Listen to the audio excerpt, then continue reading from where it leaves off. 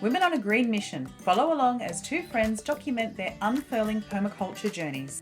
Join our chats each week where we'll be sharing how we and others apply permaculture to our gardens and daily life. We're no experts. We're at the start of our journey, fumbling our way to a greener life.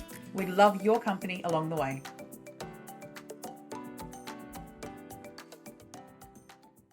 Hello. Hey, Jude. How you going? Good. How are you? Good. This is different. You're in a room and I'm outside.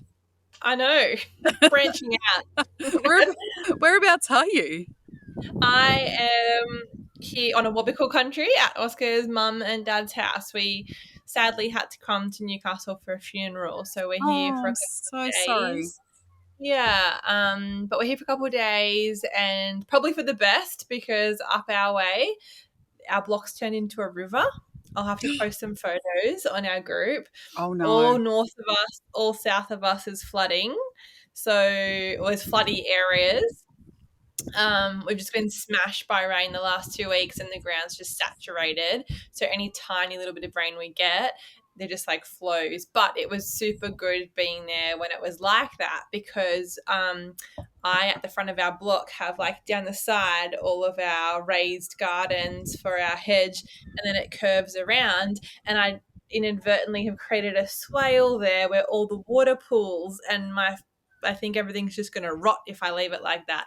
So I was creating like trenches in between all of my mounds and trying to like work out all the drainage before we left. So my neighbours must have thought I was crazy because I was like barefoot out in the rain with a shovel trying to like dig through this clay and like move all my stuff around. So yeah, our week's pretty much just been rain and mud, and the dogs are filthy and they're inside the caravan because they've got nowhere else to shelter at our place. And poor little new Frank, our newest addition, our border collie, there was a big windy gust and the awning of the caravan fell down and it fell on his paw and sliced his foot open, so he had to go under general anaesthetic and get stitches. Oh no! He's only just had like a crazy week. He's only like what, 12 weeks or something? He's only 10 weeks. Yeah, he's doubled in size. We got him already, like weight wise. But yeah, it's just been a crazy kind of week for us. We literally came back from Newcastle, we're at our block for a week, and then we had to come back down. So we've just gone, you know what, fuck it. It's raining up there. The block's a mess. So we're just going to stay here for the week and, just get a bit of reprieve from the building process and the rain and the mud and the craziness that is our life right now. Regroup. Speaking of Franks, check out this creeper. Look at this dude. Hi, Frankie. He's like watching the chickens. He's like, and so you're coming to us from your chicken area. I am. I thought, well, we're doing an episode on chicken, and I just couldn't come at sitting in the office again. It's Sunday. It's an absolutely fantastic day. So like you, we had a buttload of rain. We didn't turn into a river, thank goodness.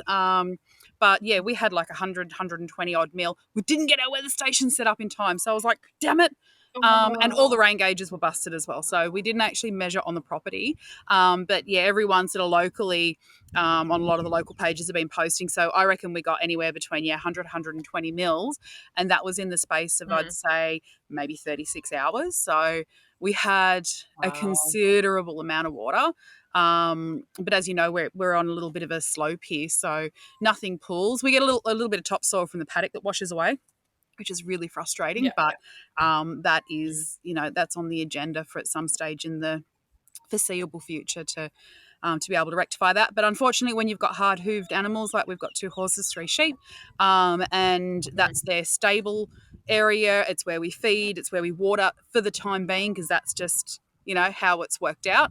Unfortunately, it does get chewed up there, and we don't have the gutters sorted, and we don't have a tank on there, so we do get a lot of runoff from the roof, and that just compounds the issue. But yeah, we had a heap of water, so I thought, I'll come and sit in the garden.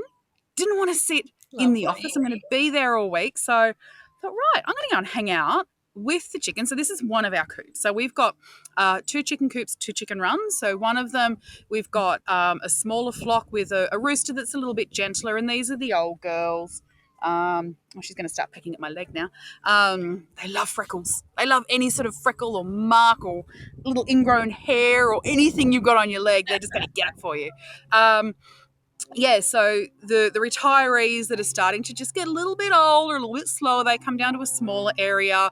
Hector's just not quite as savage with them. So he's still a rooster. He still does his roosterly duties, but he sort of just takes it a bit easy on them.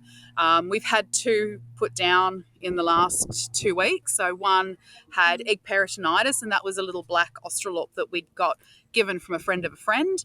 Unfortunately, egg peritonitis, it's just a massive infection. So she got euthanized, and then we had another little one that we found in the top coop, up in the big coop with Randy, the rooster, and she just couldn't walk. So something's gone a little bit awry there, whether she's had an injury, but on picking her up, because we've got, I haven't done a head count recently, but about 25 up there. And so, I picked her up, and she was very light on the breastbone, and she was very just light in general. So a lot of our girls are getting older and getting on, and I'd say that, she just got a bit older, maybe a bit weak, maybe got an injury from that. But our motto is that we give them the best life possible for their end of life. But once there is no quality anymore, we make the decision to euthanize. So our vet is absolutely fantastic. I can just ring them up and say, hey, can you squeeze me in? I've got another girl. And they, I can just, drop them off. They give them the injection, and then we take them home, and they go under a tree. So. And a bit of background, I guess, for anybody who doesn't know, Jo actually takes in, she's like one of those people where if anybody's getting rid of chickens or wants to kill them or whatever, Jo's like, I'll have them. A lot of Jo's chickens are rescue chickens. So some of them aren't even laying. They're having a good time at Jo's place. So a little bit of background. Jo does rescue a lot of chickens. Yeah, we've had a range. We've had some from friends of friends, or people that are like, we just can't have them anymore. We don't want them anymore because it's too hard. We're moving, whatever. Some older girls came from a rescue organisation, which I actually got banned from because they are very militant about you can't resell the eggs. You can't eat the eggs. All the eggs have to go back to the chickens because it's about chicken exploitation. They take a lot of chickens from battery farms. So they do a real, I support them 1,000,000% in what they do. But what I also do is I sell the eggs down to the local cafe or a few local people for next to nothing. You go to the shops, you can pay $10 for a dozen. I'm selling them for $5. A dozen down at the cafe, and Heather down there is beautiful. She only on sells them for $6 or $6.50, so she makes her, a little bit to cover her costs. But part of that is education around not buying battery cage eggs as well. And when they found out that I was on selling, then I was blacklisted and I was a bad person, and I even got threats. It was a bit full on, and I just went, look, you do you. I won't get chickens from you. You give them away to your backyarders or whatever who tell you that they're not eating the eggs. Sure. But had nothing to do with how well they were living their life. You've been to my place, they got they're laughable actually. Well, so hey, that's my finger. That's not your finger. That's my finger. Come here. I think you were one of the little scrappy girls that we got recently. Hey, look at that. And so this episode is like Chickens 101 because I know nothing about raising chickens. I'm actually a tiny bit scared of them when they get all flappy and weird. My daughter loves them. We love eating eggs. My mum had chooks and I'd go in and I'd feed them and I'd collect the eggs. But in terms of care for chickens, I have zero knowledge. We really want to get some, so I want to get more confident around the chickens, what they need, what kinds of chickens I should be looking at.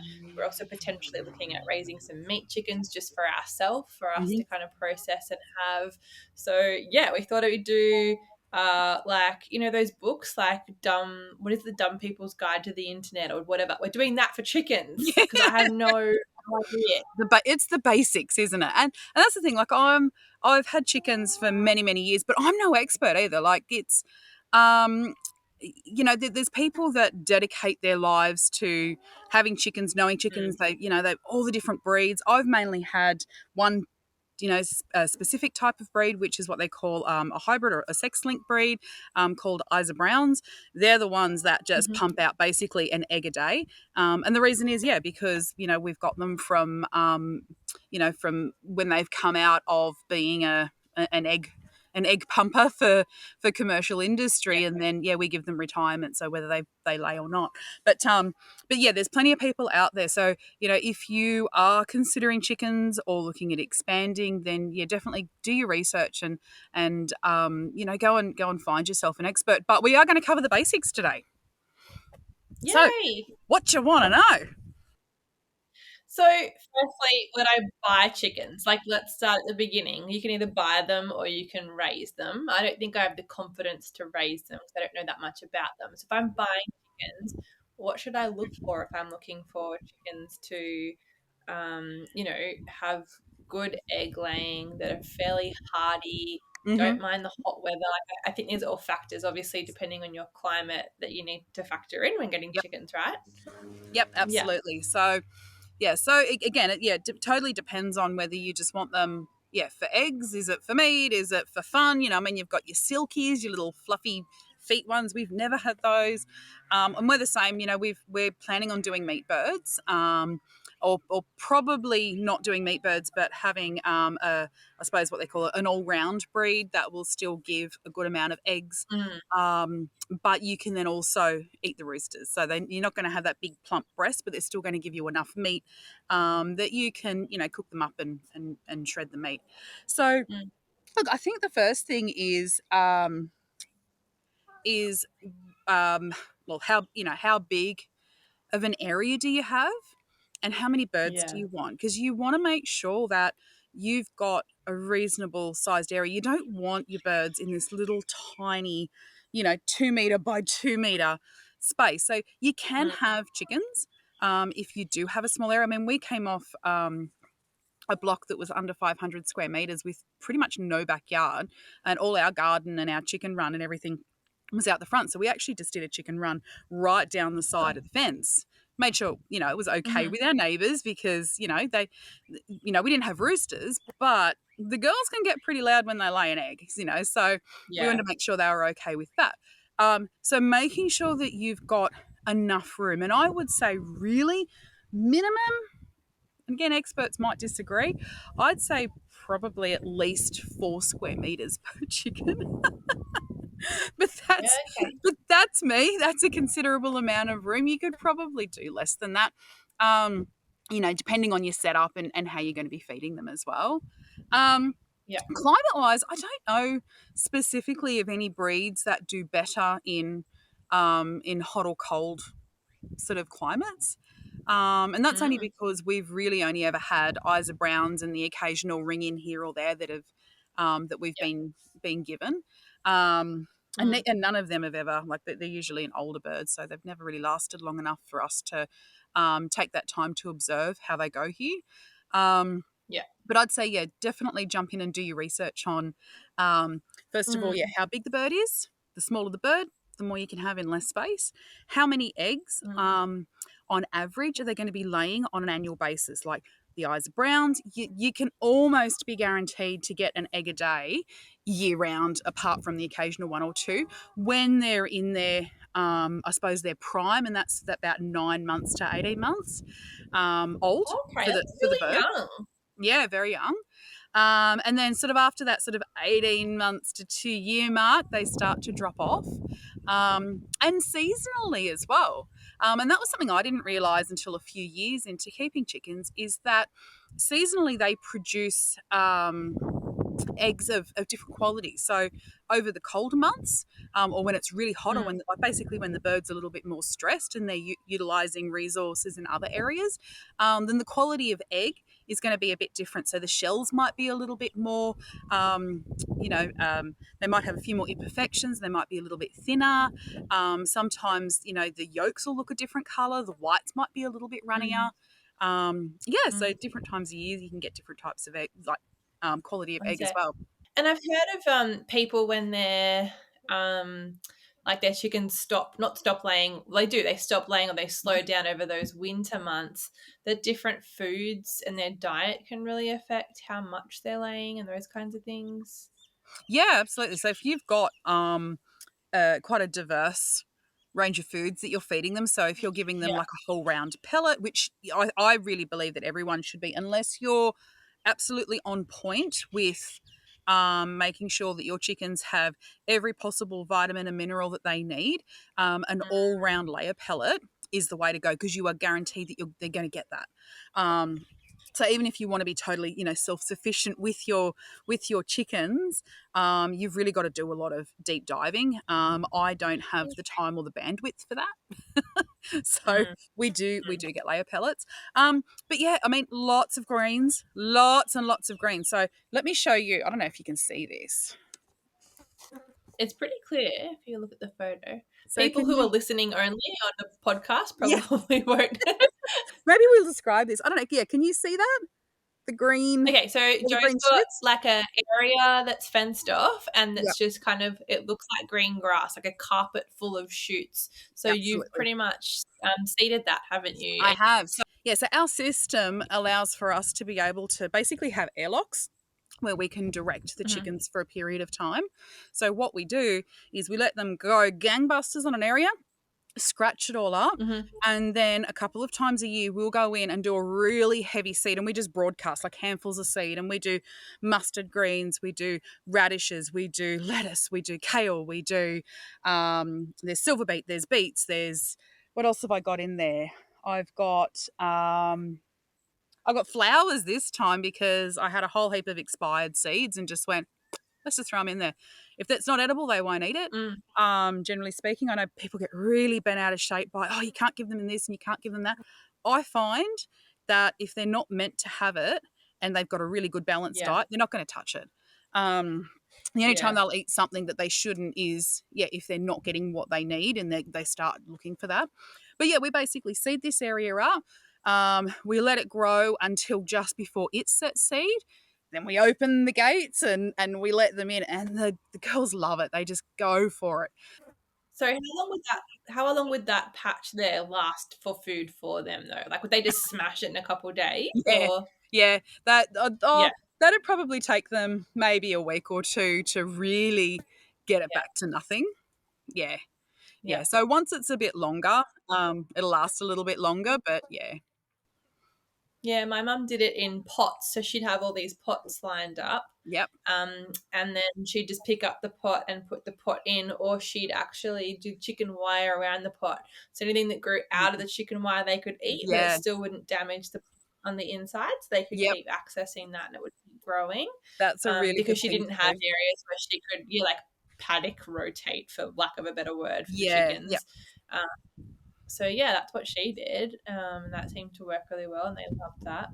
A good way to do it too is integrate with your garden, and that's what we're going to be doing with this garden that you can see over here. So for anyone listening, I've got the sprouts to my left, and I've got a big garden bed that I've got like pumpkins and about 20 other things in there at the moment. But eventually, when we decide that we've got enough garden beds going elsewhere for our annuals, we'll let the chickens in here, and they'll just totally turn everything back over and do their thing in there as well. So they'll get all of the old vegetables, like they'll pick through, anything that they like out of that, really. Yeah. And another good way too, with that, just on that, with the idea of the pot, is to have your medicinal plants like that as well. So things like growing, probably jumping ahead a bit, but things like growing wormwood. You don't want the chickens to have full access to it because they're going to dig around the roots, they're going to damage the plant, and your plant will die, and then it's useless for you or the birds. If you cage it, have an area that's totally caged off where they can pick through it, or put it in a pot and chicken wire around it, and they can go through and they can just pick enough for what they need. And wormwoods, as the name suggests, is actually really good for helping them manage their intestinal worms. So it doesn't, if they've got worms, it's not going to get rid of the worms, but it helps manage their, I suppose, keeps the worms at bay, I suppose you could say, for want of a better term. Yeah. Yeah. And is it also good for like mites or something? I heard people put it down in their bedding as well, the wormwood. Yeah, it can be. We haven't really done a lot of that.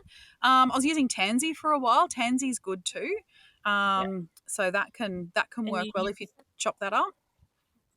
And you use diatomaceous earth powder a lot with your chooks, don't you? I do, and it's a little bit of a contentious thing because some people are like, "Yay, DE, diatomaceous earth, it's the best thing ever," and other people are like, "No, everyone's going to die if we go anywhere near it." So, I use DE, and for anyone who doesn't know what DE is, diatomaceous earth, it's basically the powder from fossils, so fossilized shells. Yeah.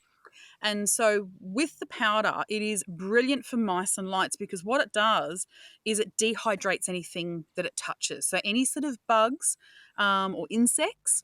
So you sprinkle that on, and you can also use that in the garden as well, but it is non-selective. So you're going to be killing good and bad. But for chickens, generally, if they've got a bug on them, you don't want them. So you don't want lice, and you don't want mites.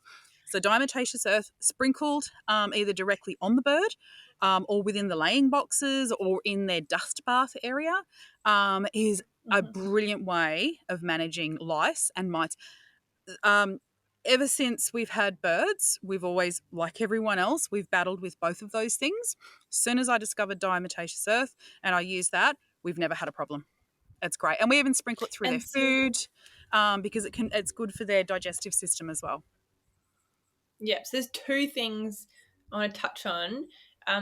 Quickly, when they do have lice and mites and things, like how do you tell? Like how do you know what, should I be inspecting these chickens regularly, and what are the big things, I guess, to look out for their health and in that respect? Absolutely. So first thing you'll notice, because chickens are really, really good at masking being sick because they're a prey animal. And so they don't want to look sick because they're going to be the first ones that get picked off. So to pick up your girls on a regular basis and just feel how they're feeling. Do they have a good weight about them? Do they have some reasonable meat? Now, they're not going to be a meat bird, so they're not going to have double D boobs, but do they have enough breast meat on their chest, or is their breastbone really prominent? Those sorts of things, that's your first indication of if they're, poorly or if they're doing well. The other thing to look for is in the laying box itself. If you've got mites, if you pull back whatever material you're using, you will see lots of little red spider-looking things. They are the mites. So what they do is they actually live in the coop, so they live in the environment, and then when the girls go to roost at night or they're in the laying box, they'll come up and they'll feed on them, and they're bloodsuckers. So that's the mites. So that's how you can tell that. With lice, it's a little bit different. So the lice, like lice for humans, they live on the chickens. You can't get lice from your chickens. It's a different type of lice. So anyone that's going, oh my God, I'm going to get bird lice. There's so many different types of lice in the world. And look, there are some wild birds that are going to bring in your pests and diseases as well. So no matter how amazing you are at keeping it at bay, it's going to come in from the outside anyway. But lice will actually live on the bird, and they look like a head lice. They look like, if anyone's had kids and their kids have had head lice, you will know what those little suckers look like. They look exactly the same. A really good way to tell with them is have a look at the vent. So the vent is basically where they poop and they lay their eggs from. So if you have a look around their vent, around their bum, and you'll see a whole heap of these white, hard clustered things. That's the lice eggs. So if you've got that, so if your chickens have got that, and they'll start to get mucky bums as well because they poo and then it gets caught on these clusters. So that's a really good way to tell if they have lice. So if they do, you either want to go and treat with a dedicated product, totally up to you on how you want to do it. We don't use chemicals. So we'll use DE. So we'll give them a dusting. So we'll wait till they're all perched at night, because trying to chase a chicken around and catch it, no thank you. And we've got a lot, like there's a lot of chickens to chase. And generally, if we're chasing chickens, the rooster starts to chase us, so we don't want that. But so we'll wait until they're roosting at night because they're all really quiet, they're really docile, they're bedding down for the evening. And then we'll just, pick them up, a little handful of diatomaceous earth, get it all underneath their bum feathers, get it around their tail area, get it up underneath their wings and their breast area. We don't put it around their head so it doesn't get all dusty around their head, so we're pretty careful in how we use it. And then we just pop them back on there. 9 times out of 10, they don't even want to do a shake because they're sleepy. So all of that powder stays in the feathers for anything that's getting up in there and trying to feed on them at night. Yeah. Okay. Any other big health things to look out for with chickens? Oh, thousands. We won't do that then. We'll skip to my second question. I think the other biggest thing, and I'm not going to go into all of them because I honestly, I don't know all of them. I still research it each time. But the other one They're a bit precious, are they? Yeah. They what, sorry? They're a bit precious, are they? Oh, they can be. If you don't have the right environment, then you can. It's pretty easy for them to get crook. So the other thing that you want to watch out for is any sort of respiratory diseases. If they are sneezing a lot, so chickens, they're animals. They're going to sneeze, right? Something gets dusty. They get something up their nostrils. They're going to sneeze that out. But if you're hearing continual sneezing or high-pitched sneezing, if they're gaping like they're with their mouth, it can potentially be a gapeworm. But they can get, there's so many different types of respiratory issues, upper, lower respiratory, kind of like us as well. If in doubt, jump online, Dr. Google it, try and narrow it down, get them to the vet. That's the best course of action. There's so many good Facebook pages too that are dedicated to so many. The other question I had when you were kind of chatting was like the requirements. So you've mentioned dust baths, you've mentioned roosting, nesting boxes, whatever they're called. You've mentioned a few things like that. So if I'm setting up the basics for my chickens, what do they need access to in terms of water, food, and infrastructure? Okay. So the actual coop itself, so that's where they're going to sleep at night. First and foremost, you have to make sure that it is predator proof. We've got foxes here, and if ours weren't predator proof, we wouldn't have chickens and the foxes would be as fat as all get up. So you have to make sure that foxes or whatever predators that you have in your area can't get in. So I've heard of all sorts of animals like quolls, for example. We don't get quolls here, but quolls can be really dangerous. I think you might actually potentially have that issue up your way. So you might want to ask around on a few Facebook groups there. But they can be pretty savage little buggers. Yeah. Snakes, I think, are a big one for us, but they're just so sneaky. They can get into anything, really, can't they? Yeah, and often snakes will mostly go for the eggs rather than a full-size chicken. But if you've got a decent-sized python, then an average-sized chicken's just a really nice meal. So yeah, you've got to make sure that you you want to snake-proof it. And anyone listening anywhere else in the world, obviously, there's lots of different predators that love a good meal of chicken. So you want to make sure that nothing can get in there at night. The other thing you want to do is make sure that it isn't drafty, but it has ventilation. Again, this is totally context dependent. We live in a warm, temperate area. It drops down here to maybe -3. If it's a really cold morning, we'll get -5 here in winter. And in summer, we can, very, very regularly get the 40s, well into the 40s. So, we have a huge range of temperature. So we have to make sure that our coop is built for that. So ours is built out of timber slats, and I'll add some photos too to the on the group and then in the show notes too. So ours is built out of fence palings and timber sleepers. So it provides enough ventilation, and we've got windows in there as well. Enough ventilation so that the girls don't get super hot and sticky, unless it's like 40+ degrees and then everywhere's super hot and sticky. But I'll come back to keeping your girls cool in summer too. But yeah, good ventilation. It's not drafty, it's dry.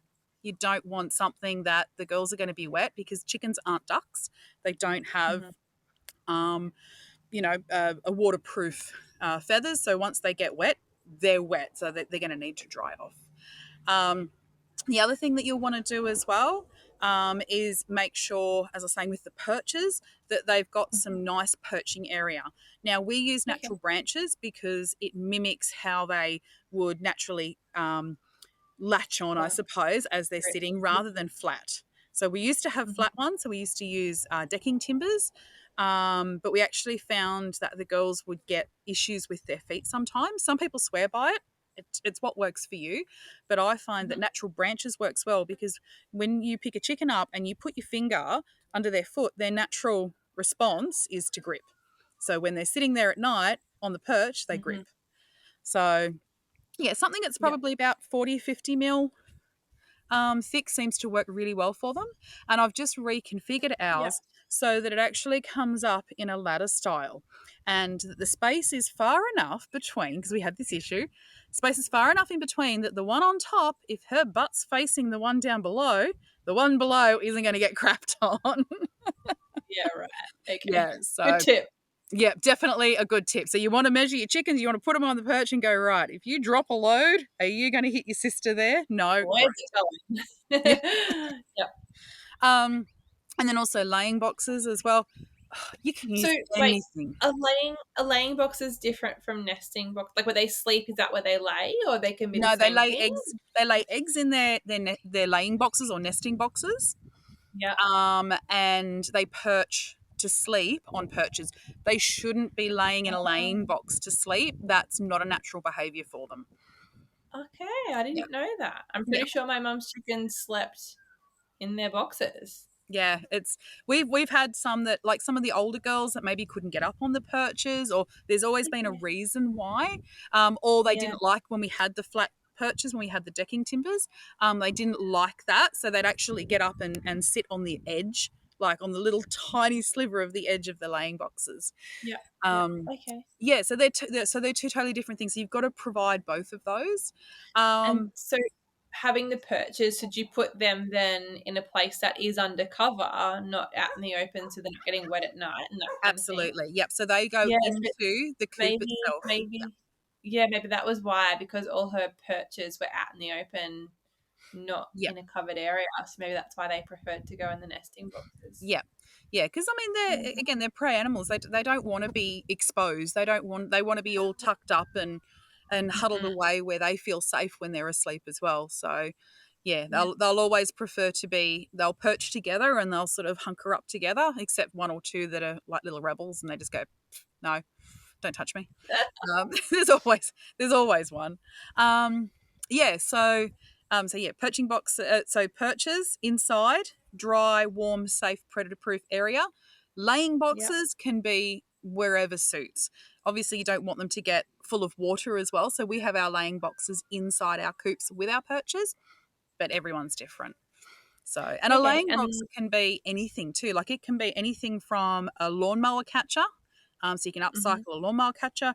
We've done boxes with like old plastic totes with like a little window cut out for them, and they'd go in there. We've now got open boxes that a gentleman around here was upcycling timber and was making those for a bit of pocket money. So yeah, we bought a few of those and screwed those off to the wall, and they work a treat. And so they need also a dust bath area. So yeah, dust baths are really important. So we touched on that a little bit with the diatomaceous earth. That's where you can actually add your diatomaceous earth to a dust bath, but an area with really fine sand is perfect for them. If you don't provide it, they will make one. They will dig and they will find a spot. And even if you provide it, they'll probably make one themselves anyway. So don't think that you can have chickens and a really nice garden in the same area together without any sort of exclusion. You cannot. It does not happen. Doesn't matter how good the Instagram photos look. You let your chicken into your garden area, she's going to dig a hole and lay in it and dig everything up. Yeah. And they're not like ducks where they'll go and they'll selectively like eat the slugs and they won't kind of dig and scratch. Ducks are good for orchards and things like that to be able to work in conjunction in that system. But, Brett, for anybody who's been to Limestone, he's got his his chickens in a certain area, and then he has doors to domed exclusion tunnels, and he lets the chickens in there to actually scratch it all up and clean it up at the end of a season. You can't let chickens free roam through the garden. They're definitely, that's one thing, even as a newbie, I know that the chickens will destroy your garden. So I've don't heard do so that. many people who have had this really great picture of, oh, we're going to integrate everything because that's what we want to do. We don't want to segregate. We want to integrate, but we've got to do it in a smart way. We can't just put everything together and expect that it's all going to be okay. Yeah. Yeah, and to do those NPBCs on your animals to know what their needs are, what the benefits are, what they provide, or what they produce, all those kinds of things, so that you can go, oh, actually, this is the behavior and it's not going to work in this system. So thinking smartly about your systems. Exactly. And unlike ducks, they want clean water. Duckies get all mucky and they like mucking their water up. But chickens need clean water, gross, don't they? Ducks are so gross with their water. Yeah, they do. They like, cool, clean water. Saying that, if you provide a bucket of cool, clean water and there is a muddy puddle, they will drink out of the muddy puddle. They will, every time. Every time. That's like our dogs. We've got like their dog bowl to drink out of, and they're drinking out of the puddles. I'm like, oh my God, guys, like get out of the mud. Yeah, I don't know, whether it's got a little bit of more nutrients in there or it's just a more natural behaviour. I don't know. But yeah, I always make sure that we've got automatic waterers. So we've connected waterers that have got a float in them to an IBC tank. And we're about to plumb that into their coop. So it's a total closed loop system. So the coop roof catches the water, it goes into the IBC tank, feeds it back to them. And generally speaking, once a week, I need to go and give that a clean out because, they throw food in there. Unfortunately, we get some wild birds that let themselves in there and they poop in there as well. So, and it just gets a bit funky. So especially in summer, generally we'll get in there, turn the valve off, give it a good clean out, and then turn the valve on and they've got clean water ready to go again. Now, I've been on a few chicken groups and I'm kind of getting lost with the chicken terminology. Can you give me like the 101 for chicken terminology? Because it's like they're speaking Chinese. I just have no idea. Totally different language. Okay, where do we start? So when you say terminology, like what sort of things are they saying? A pullet or, I don't know. They just have different names for things. I'm like, what does that even mean? Okay, so a pullet is a bird that is not, it's not basically not laying yet. It's not very old. Right. Okay. Then you've got point of lay. So a point of lay birds is exactly that. They have just started laying. So they're laying little tiny eggs. They're inconsistent. It's basically they're like a teenager going through puberty. It's like it's not regular. It's not quite happening all at the same time. It's the same way. So that's point of lay, and that's usually when you buy your chickens. And so I wanted to then also we'll come back to that, but let's circle back to you asked me a question right at the start. Do we buy or do we breed? Now, I always recommend to people who are starting out buy your chickens. We've not bred chickens. Before we've done our ducks, we've done turkeys, but we haven't done chickens yet. Something that you do need to be really mindful of if you are going to breed chickens is you need to immunise your chickens. So there's something called Merrick's disease. Everyone has a meltdown when they hear about it on any of the groups. If you get on a group and every time someone goes, I'm not sure, my chicken looks a little bit off, then there's at least 20 people that go, oh my God, it's got Merrick's disease. And they're like, no, it hasn't. It was a bought chicken. It's been immunised. Like it's, I don't know exactly how the immunisation process works, but it basically happens as soon as they hatch. So it's when they're really, really young that they need to be immunised. So hence why we haven't bred chickens at this stage. So that's something to be mindful of. And Merrick's it's a fatal disease. Basically, they get stiff. And they are unable to move and basically they just start to shut down, and if they've got it, it will go through your flock, and it also stays in the soil for several years as well, apparently, I believe. So it's not something that you really want to have. So if in doubt, buy your birds to start with. Sure. So let's go back to terminology. What else? Yes. So I know that a broody hen is a hen that's sitting on the eggs. Yeah. And that can be a good thing or a bad thing, I'm guessing. It can be. It totally depends on if you want her to sit on eggs or not. Yeah. Is if you are not wanting to incubate eggs, so that is basically where mama sits on the egg and she's cooking the egg until, the baby is formed inside and it pecks its way out. That's an incubation Yeah. process. But yeah, a broody hen is one that just gets the urge to go, right, I have eggs, I must sit and I must hatch an egg. And they can be really painful to deal with because they are stubborn and they are determined, and you can take the eggs away and she'll attack you. And They're defensive, aren't they? oh, incredibly. You're taking their babies away. Yeah, they're gonna arc up and say, hey, I'm not down for that.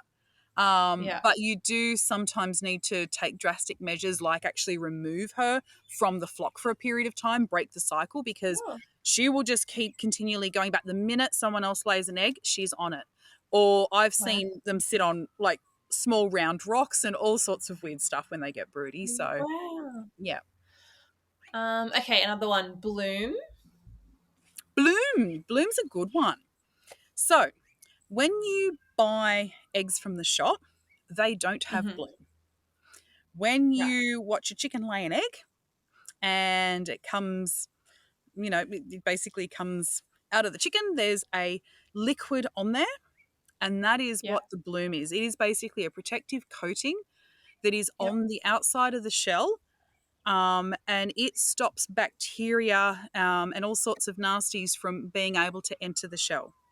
When you wash the eggs, which commercial layers often do because they can't sell eggs that are a bit mucky, and sometimes that's just what happens. They get a little bit mucky.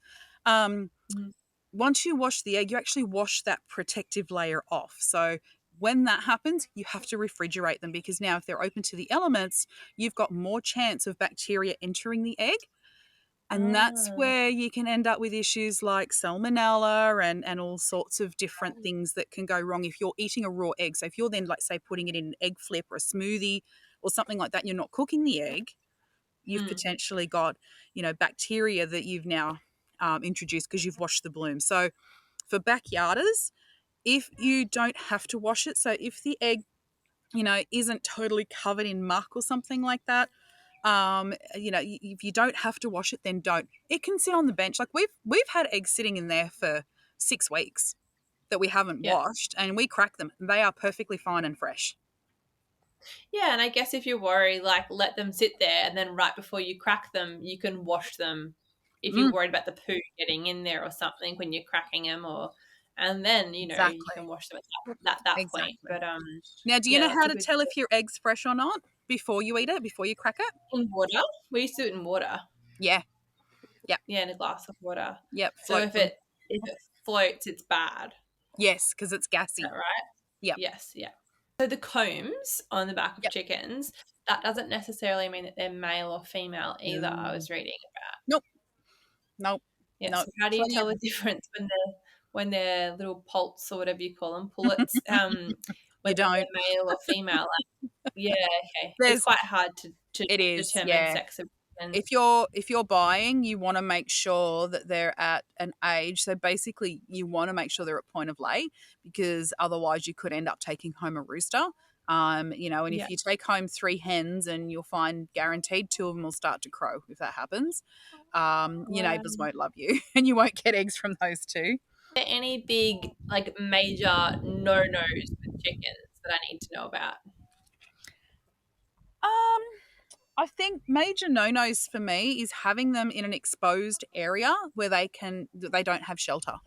So think about, we'll talk about predators earlier. There's a lot of aerial predators as well, like we get, and you get them up there as well, big wedgies. We've had a few girls taken. The roosters are really good at calling them in, like if there's a predator around. But the boys will start to razz the girls, and they'll all kind of run under a tree or run inside. But yeah, we've had a couple that just decided that they didn't want to listen. One thing Brett said when we were doing our course is you need to think about animals like you think about humans, like what are the things that you find comfortable? Like, would you find it comfortable to be out in the sun all day? Would you find it comfortable to have no shade? Would you find it comfortable to not have somewhere to sleep? Would you find it comfortable to not have clean water or good food? Like, if you think about them in Exactly. terms of what we need and our comfort levels, animals can be pretty similar in that respect. And I thought that Yeah, was a great thing to kind of keep in mind when you're talking about absolutely. any farm animal, but chickens, yeah, just making sure that they're comfortable and what would you like to be in your conditions, because it would be pretty similar to an Exactly. animal. And it becomes even more critical when you have extremes in weather. So the summer that we just went through, we had multiple days up in the 40s. So what we were doing, like we put extra shade, a shade sail up for the coop up the back here, because even though the girls had a ton of shade down the other end of their room, they're in quite a big area. But that means that they then have to leave the safety of the coop. And a lot of them didn't want to do that. So then they're all huddling inside the coop. And so it's really hot in there. We're like, no, no, no, we can't do that. So we put a big shade sail up. And then we also had, so you can see the blue little paddle pond behind me there, Kitty's paddling pool. So we also fill those up with water.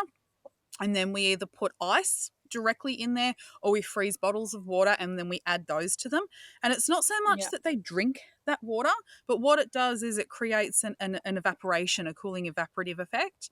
And the girls Right. will actually huddle around there and they'll, like, you know, kind of lay up against it and get cool that way as well. So we keep that in a shaded area. So for here, we actually put it under this paperbark tree to my left here, and that provides shade for most of the day, except when, you know, the sun's directly overhead. And if that's the case, there's actually a little spot down towards the coop that they can go and huddle, and it's only for about an Yeah. hour or so, and then they come straight back Yeah. out and they're straight around it again. So that's really important that you keep your chickens cool. You can use misting systems, but you just need to be mindful again of how you're using them. You don't want to create a damp environment where they're now going to end up with respiratory issues. So, misting systems that are on the outside of an area that are, you know, aren't creating that. They're creating a coolness, but not a dampness that doesn't have ventilation. So that's a really good way to do it as well. The misters on shade cloth are quite good. People use them when they're caravanning, actually, so that you Yeah, can get the mist on the shade cloth and not actually wet anything necessarily. exactly. So you get that. Yeah, you're getting that evaporative cooling effect. Yeah. And even like frozen foods, I've seen people give chickens, like frozen watermelons Yep. and like freezing ice cream tubs of worms and water and stuff like that for them to Yep. peck on, and food. That's a thing as well to keep Chicken them ice cool, isn't it? blocks. Yeah, absolutely. Yeah, they love it. You see big I love Hector them. behind me, my big white rooster. Going off. But yeah, absolutely. Yeah, anything like that, anything that's going to cool them down. Yeah. Even for us on hot days, I'll come out and obviously water the gardens quite early in the morning, just as the sun's coming up. And we'll use a Yeah. little bit of extra water and we'll wet down big areas in shaded spots for the chickens, and they get in there really early and they muddy it all up. And then you'll find they get in there and they lay there. So even though it might dry out during the day, it's still cooler for them to lay in those depressions. We call them battle chickens because they're just these little holes that they get in, and you just see these little heads that pop up. So yeah, I think I've got a lot more research to do, especially when it comes to what breeds I'm going to be buying. Yep.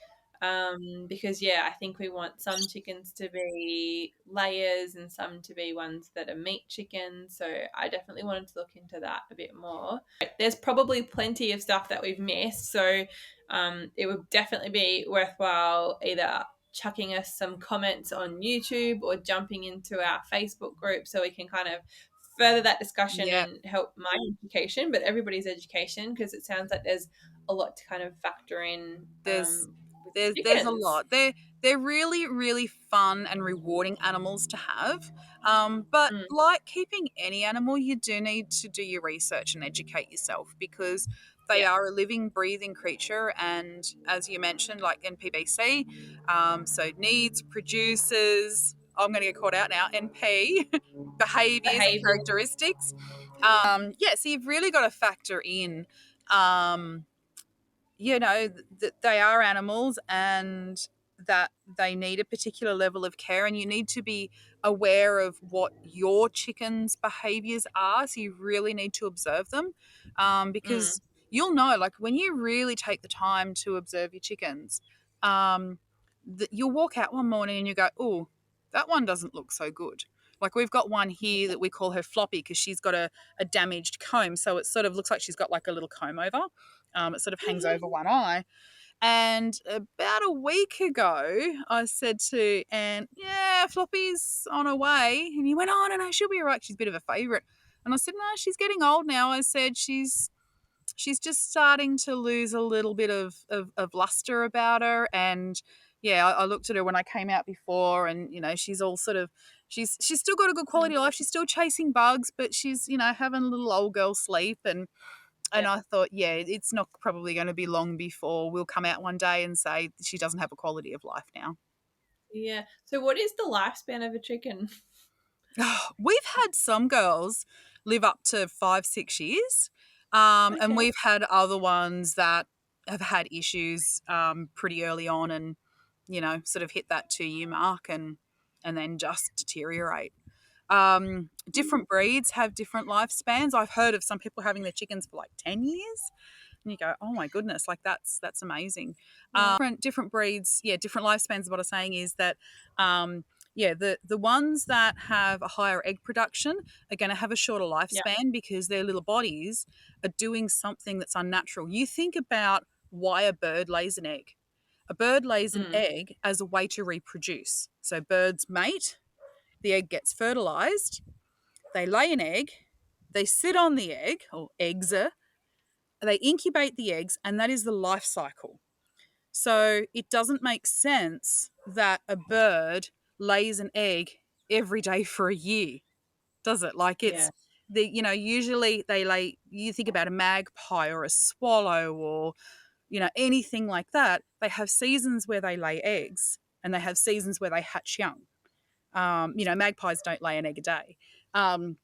So those sort of breeds have been bred specifically for laying eggs for human consumption.